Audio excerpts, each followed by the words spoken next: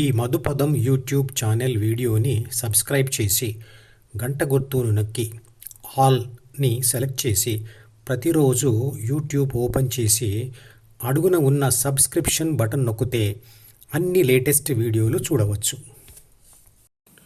చిత్రపటంలో చూపించిన ఏబీసీ డీలోని కోరికల ద్వారా పొందే ప్రాపంచిక అనుభవాల వల్ల ద్వితీయ మనసులోని సి మరియు డీలు మారడమే కాకుండా ప్రాథమిక మనసులోని 3 బాధ్యతలు 6 గుణాలు కూడా మారతాయి.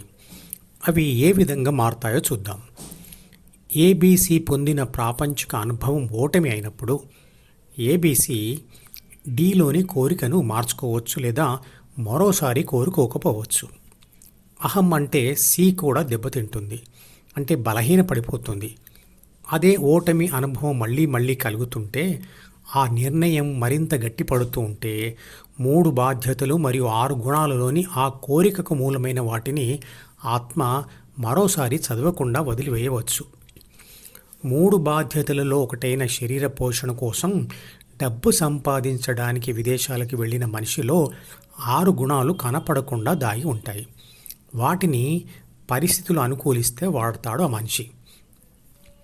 అతను అక్కడ ఒక ఉద్యోగంలో చేరి అక్కడి ప్రాపంచిక సమాచారం అర్థం చేసుకుంటూ చిత్రపటంలో చూపించిన డీలో రాసుకుంటూ ఉంటాడు. అక్కడి విషయాలు తెలిసిన తర్వాత మోసంతో డబ్బు సంపాదించాలి అనే కోరిక డీలోనే కలుగుతుంది. దానిని ఆచరణలో పెడతాడు. అడ్డు వచ్చిన వాళ్ళ మీద 6 గుణాలలో ఒకటైన క్రోధం చూపిస్తాడు. కానీ ఓటమి ఎదురై ఉద్యోగం పోతే అప్పుడు 1 మోసం చేయకూడదు అని డీలో రాసుకోవచ్చు. 2 అహం అంటే సి తగ్గిపోవచ్చు. 3 6 గుణాలలో ఒకటైన క్రోధం తగ్గించుకోవాలి అనుకోవచ్చు. 4 ఉద్యోగం పోయి తీవ్ర అవమానం జరిగితే శరీర పోషణ బాధ్యతను న్యాయంగా జరిపించాలి అనుకోవచ్చు లేదా ధ్యాన మార్గం పట్టవచ్చు. సిని మరియు బీలను వదిలి ఏ శుద్ధ శక్తి స్వరూపంగా మిగిలిపోవచ్చు. ఇదే ఉదాహరణను మిగతా 2 బాధ్యతల మరియు మిగతా 5 గుణాల విషయంలో అర్థం చేసుకోవడానికి ఉపయోగించవచ్చు. 3 బాధ్యతల మరియు 6 గుణాల ప్రోత్సాహంతో ఏబీసీ చేసిన పని ఫలితం లేదా అనుభవం వల్ల సి మారుతుంది. మారిన ఏబీసీ డీలోని ప్రాపంచిక సమాచారాన్ని మరియు కోరికలను మారుస్తుంది. ఆ అనుభవం తగలడం వల్ల ఆత్మ అంటే ఏ బీలోని 3 బాధ్యతలు మరియు 6 గుణాలను ఉపయోగించడం మానేస్తుంది, అంటే చదవడం మానేస్తుంది. డీలోని సమాచారం మరియు సూచనలను 2 వర్గాలుగా విభజించవచ్చు. 1 మనిషికి చిన్నతనంలో ఏర్పడేది, 2వది పెద్దరికపు మనసు. ఈ 2 వర్గాలు ఏర్పడడం కూడా బీలోని 3 బాధ్యతలు మరియు 6 గుణాల ప్రోత్సాహంతో ఆత్మ పొందిన అనుభవాల ఫలితమే. కానీ ఇక్కడ తేడా ఏమిటి అంటే చిన్నతనపు అవివేకంతో పొందిన అనుభవాలు మరియు వాటితో ఏర్పరచుకున్న సమాచారం మరియు కోరికలు ఇష్టంతో మాత్రమే ఏర్పడేవి మరియు తప్పులతో కూడినవి.